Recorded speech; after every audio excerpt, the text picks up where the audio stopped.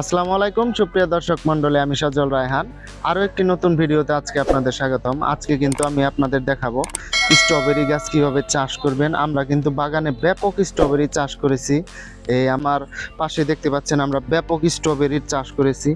এখানে যদি আমি একটি গাছ আপনাদের কাছ থেকে দেখাই, এই গাছটি এত সুস্থ সবল এবং এত পরিমাণ ফল কেন ধরছে, কিভাবে ধরছে, সব কথাবার্তাই কিন্তু আমি আপনাদের আজকে জানাবো। তো স্ট্রবেরি চাষের জন্য আপনারা যদি টবে করেন, প্রথমে আপনাদের প্রয়োজন হচ্ছে বেলে দোআঁশ মাটি। বেলে দোআঁশ মাটি, এবং এই মাটিতে কিন্তু আপনাদের দিতে হবে প্রচুর পরিমাণে জৈব সার। জৈব সার হিসাবে আপনারা পচা গোবর দিতে পারেন, হাড় গুঁড়া, নিমখোল, শিংকুচি এগুলোর মিশ্রণ দিতে পারেন, এবং আরও একটি ফ্রি এবং খুব ভালো সার দিতে পারেন, সেটি হচ্ছে পচা পাতা। পচা পাতা দিলে আপনার মাটিটি মানে উর্বর থাকবে এবং এই শক্ত হবে না, সেক্ষেত্রে গাছটি কিন্তু ভালো হবে। তারপর আমরা গাছ রোপণ করেছি। গাছ রোপণের সময় কিন্তু আমরা প্রচুর পরিমাণে ডিএপি সার ব্যবহার করেছি। এবং আরেকটি বিশেষ কথা হচ্ছে, স্ট্রবেরি গাছে কিন্তু প্রচুর পরিমাণে ছত্রাক আক্রমণ করে।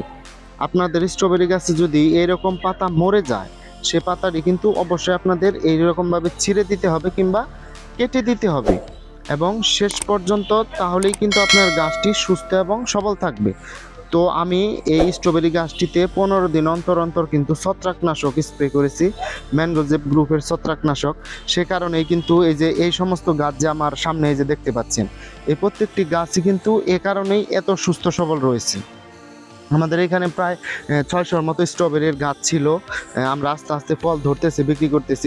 এই গাছটিতেও দেখুন অনেক কিন্তু ফলন হয়েছে।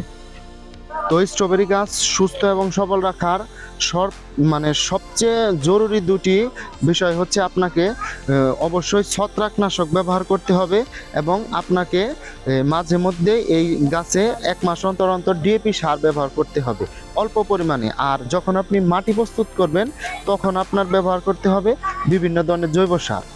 তো এই ধরনের স্ট্রবেরি গাছ কিন্তু আপনারা আমাদের কাছে আসলে কিনতে পারবেন, অনলাইনেও নিতে পারবেন। তো এই ধরনের গাছ কেনার জন্য চলে আসুন শাহজাহান নার্সারি, সুরুজ বাজার, টাঙ্গাইল। সম্পূর্ণ ভিডিও দেখে আমাদের ইউটিউব চ্যানেলটি সাবস্ক্রাইব করে আমাদের সাথেই থাকুন। ধন্যবাদ।